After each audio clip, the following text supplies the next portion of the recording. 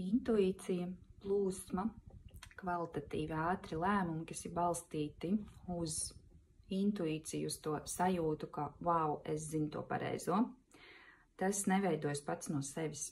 Un diezgan bieži cilvēkiem ir tādas ieslīgšana tādās divās galējībās, vai nu ļoti analītiskais, ļoti strukturētais, ļoti plānošana, vai savukārt ļoti tāda plūsma, intuīcija, un cilvēks atsakās, no struktūras, no plānošanas, no kaut kāda veida disciplīnas, kārtības, jo domā, ka, tā kā smadzenēs, tie vārdu kodi, viņi iet pretstatā.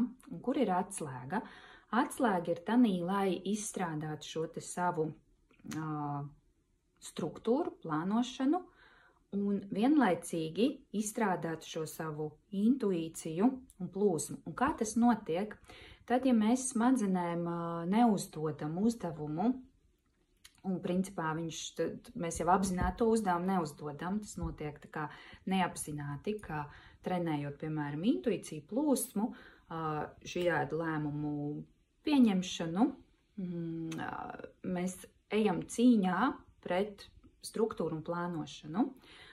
Bet ja es jums iedotu metaforu, kā jūs iedomājaties biblioteku, un bibliotekā visas grāmatas, viņas ir saliktas pa plauktiņiem, un bibliotekāre, ja viņa pati to ir likusi, un bibliotekāre tur gadiem darbojās, viņa ļoti ātri varēs pat bez datorizētām sistēmām atrast to jums vajadzīgo grāmatu, vai runājoties ar jums, viņa intuitīvi sajutīs, kuru grāmatu jums ieteikt, bet kāpēc viņa intuitīvi to sajutīs, jo viņa ir saruna ar jums, un viņa tās grāmatas ir visdrīzāk izlasījusi, viņa viņas ir kārtojusi, viņa tur ir tīrījusi putekļus no tām grāmatām, atkal pārlasījusi, un tajā brīdī tas ātrais kvalitatīvais lēmums caur intuīciju, viņš tā klik, tā visa kārtība, struktūra, informācijas milzīgais apjoms, kurš ir sastrukturēts plauktiņos,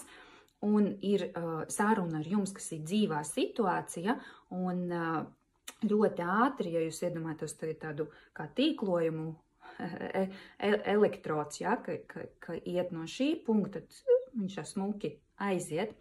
Ja savukārt tur tās grāmatas nav lasītas, viņas ir čupā kaut kā tur sajauktas, tad varbūt pat būs kaut kāda tur tā intuīcija, kaut kur es redzēju, kaut kur dzirdēju, kaut kur, es tev varētu šito ieteikt vai to, un tad sākās šūpoles.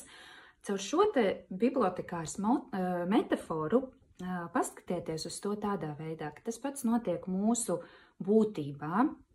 Tad, kad mums ir sakārtotas mūsu pieredzes, sastrukturētas, mēs viņus atzīstam, tad, kad mums ir sakārtotas mūsu vīzijas, mūsu domas, mūsu emocionālā pasaule, mūsu fizika, tad, kad mums ir jāpieņem šis te uz intuīciju balstītais, ātrais, efektīvais, kvalitatīvais lēmums, tad, protams, ka ja mēs esam resursā, tad notiek, kas šis te elektrods, viņš ļoti ātri aiziet.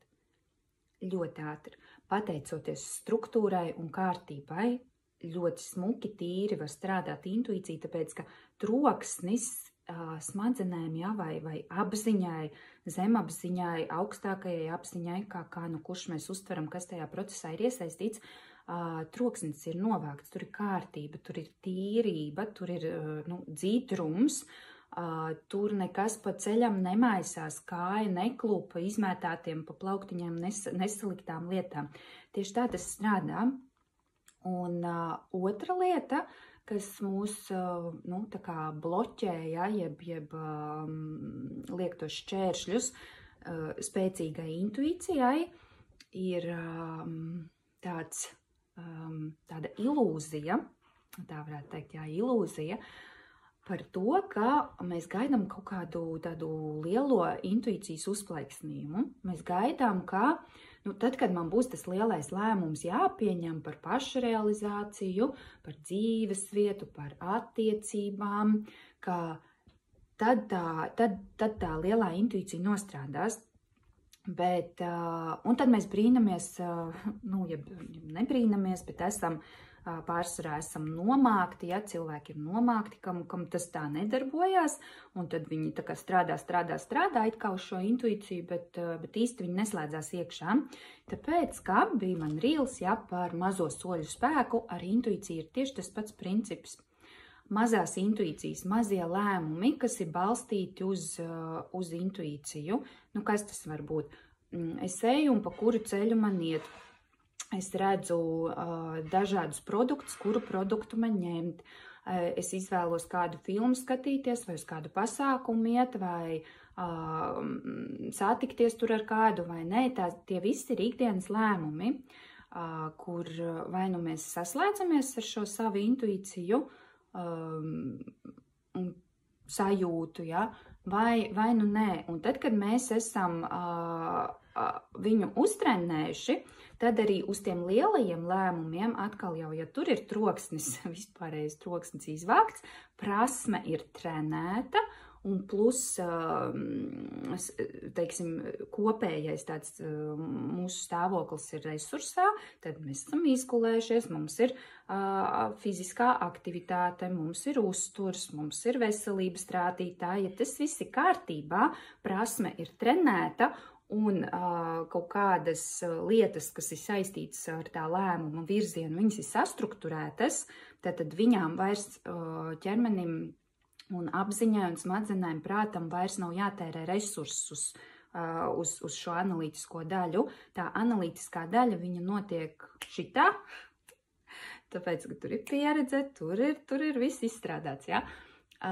Un tad ir kvalitatīvi lēmumi, kas ir ātri, efektīvi, kas ir saskaņā ar jūsu dvēseles, ja dzīves ceļu, saskaņā ar jūsu vīzijām, un kuros jūs un jums svarīgi ir cilvēki, jūs jūtaties visi harmoniski un labi.